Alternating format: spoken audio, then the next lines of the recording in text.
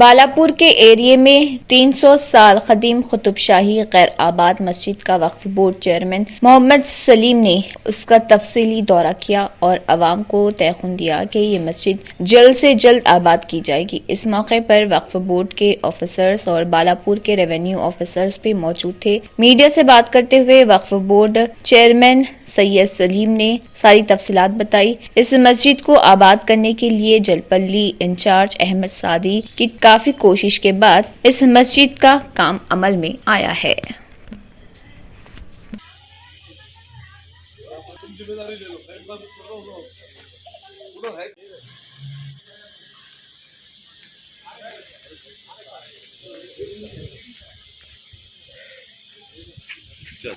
एक सेकंड ये मस्जिद के लिए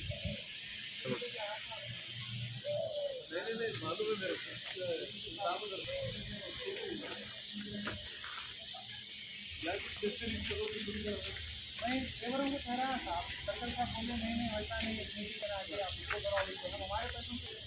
हमारे पैसे भगवत का है भाई, भगवत मस्जिद है।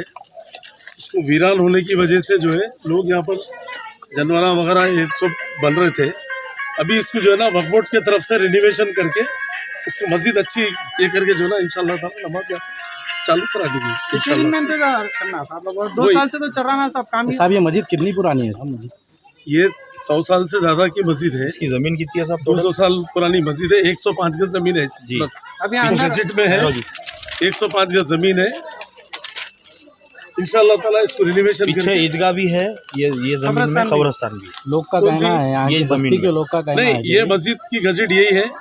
ये मस्जिद के तक तो ये है, वो कब्रिस्तान अलग है, ईदगाह अलग है, वो सब अलग अलग है। फिर वो ईदगाह और कब्रिस्तान का सब उसका भी जो है ना हम लोग ये करेंगे, जरा देख के उसको भी कर हाँ, इंशाल्लाह वो भी जैसा करे उसको भी। ये मस्जिद की नहीं होती। खैर मियां तुम मैं टाइम श्योर बोल रहा हूँ, तुमको नहीं मालूम हरी। आप चेक करिए। आप इससे पहले हम आपको मिसगाइड करे अयूम साहब, क्या मिसगाइड करते हैं? आप कितने दिन में ये काम चालू करेंगे साहब?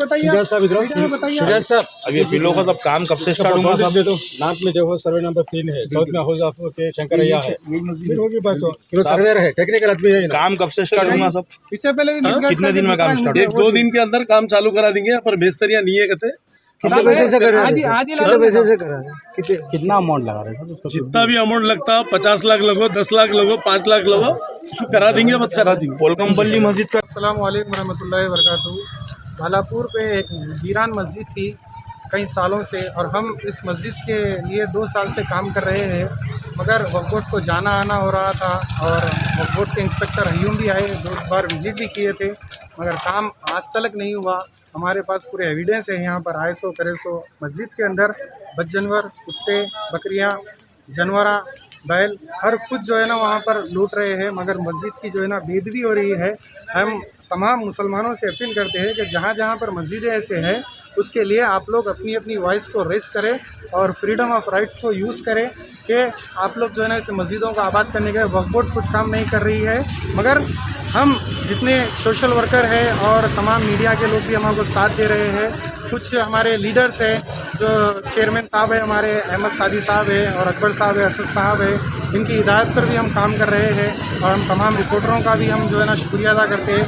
आज चेयरमैन सलीम साहब वक्फ बोर्ड के यहाँ पर विज़िट किए हैं इस मस्जिद को, और कर यहाँ पर जो है ना बोले हैं, हमको तयक़ुन दिए हैं कि 2 दिन में जो है ना मस्जिद का काम स्टार्ट करेंगे, चाहे कुछ भी हो जाओ। तो हम वेटिंग में हैं सलीम साहब के, कि सलीम साहब जो है ना देखते हैं कि वक्फ बोर्ड कैसा काम कर रही है। हम आपके सामने बताएंगे कि काम कैसा हो रहा है, क्या हो रहा है। किसी थर्ड पार्टी को एंटरटेन करने की ज़रूरत नहीं है। ये जमहूरियत का शहर है और गंगा जमुना की रहने वाली तहजीब है।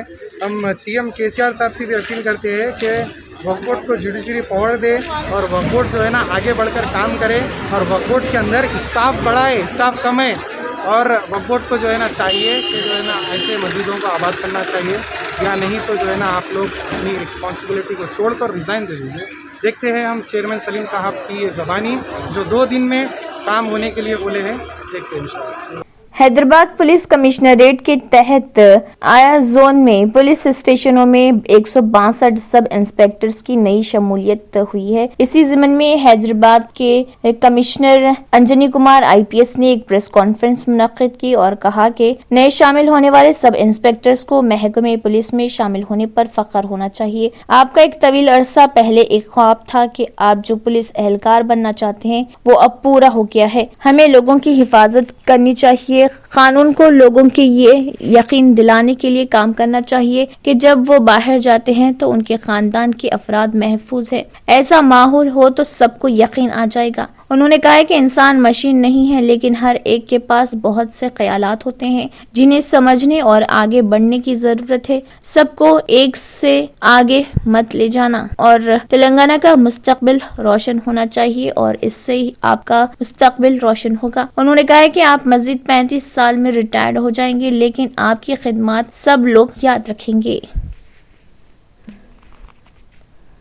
Welcome to all the newly recruited sub-inspector officers to the family of Hyderabad City Police.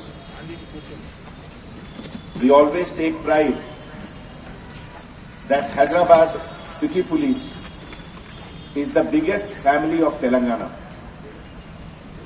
and all of you have joined the biggest family of Telangana, and therefore it is my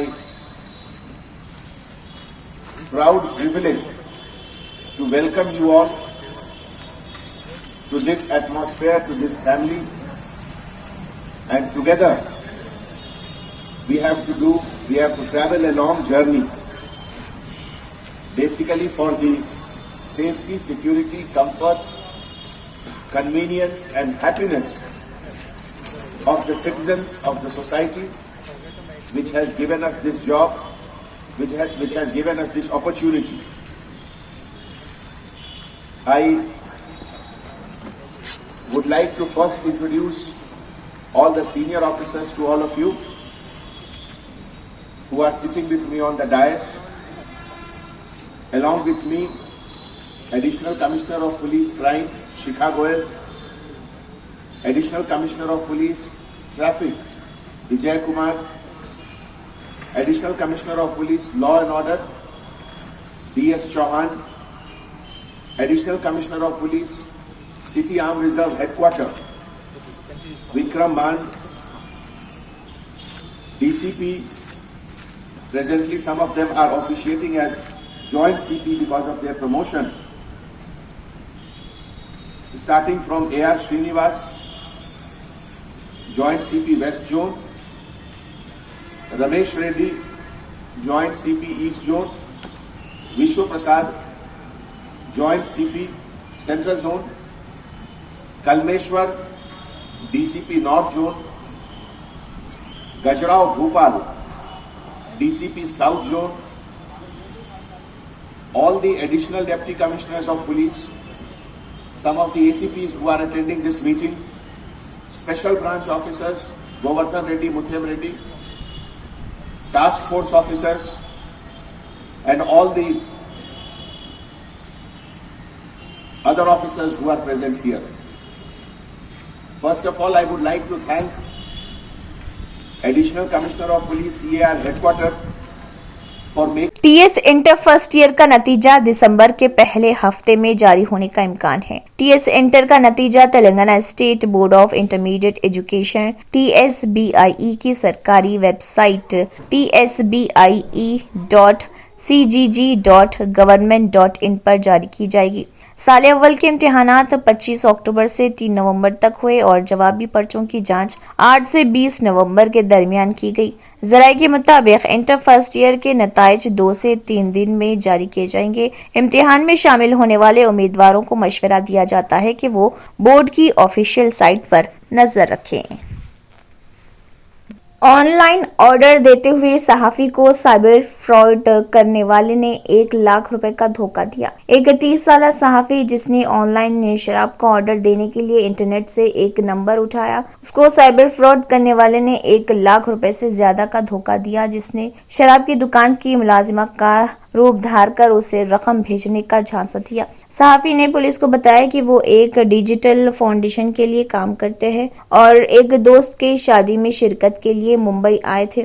25 नवंबर को वो vodka का order देना चाहते थे और internet पर अपने कराई गई जगह के आसपास के शराब की दुकानों को तलाश कर रहे थे। उसे अंधेरी करला रोड पर शराब की दुकान का एक नंबर मिला। जब उसने नंबर पर कॉल की तो खातून से 450 रुपए अदा करने को कहा गया और वादा किया गया कि 20 मिनट में शराब उसके घर पहुंचा दी जाएगी। अदायगी करने के कुछ देर बाद उसे जालसाज की तरफ से एक फोन कॉल मौसूल हुई, जिसने कहा कि उनके डिलीवरी बॉय के साथ हादसा हुआ है और इसलिए वो उसकी रकम वापस करना चाहता है। उसने रकम की वापसी के लिए एक QR कोड भेजा, लेकिन कोड दरअसल उसके अकाउंट से रकम की मुंतकिली के लिए था। उसने QR कोड स्कैन किया और लेन देन की इजाजत दी। चंद मिनटों में उसके अकाउंट से मुतअद्दिद लेन देन में 1 लाख रुपए निकाल लिए गए। वरंगल पुलिस ने ऑनलाइन क्रिकेट और 3 कार्ड सट्टेबाजी रैकेट का पर्दाफाश कर दिया। 2 अफराद को गिरफ्तार किया, जिनकी शिनाख्त M प्रसाद और अभय विलास के तौर पर की गई है, जो गैर कानूनी ऑनलाइन सट्टेबाजी चला रहे थे। उनके कब्जे से 2,05,14,000 रुपए के नकद रकम जब्त कर ली गई। इसके अलावा 7 मोबाइल फोन्स और मुख्तलिफ बैंकों से मुतल्लिक 43 पासबुक और ATM कार्ड भी जब्त किए गए। Commissioner of police Warangal Tarun Joshi IPS ने इस संबंध में मीडिया से बात करते हुए तफसीलात भी बताई। अगर आपने हमारे चैनल को अभी तक सब्सक्राइब नहीं किया है तो यहाँ पर रेड कलर का सब्सक्राइब बटन दिख रहा है, उसे क्लिक करें और हमारे चैनल को सब्सक्राइब कीजिए और साथ ही साथ बेल आइकन को भी क्लिक कीजिए, जिससे आपको ताज़ा अपडेट मिलती रहे।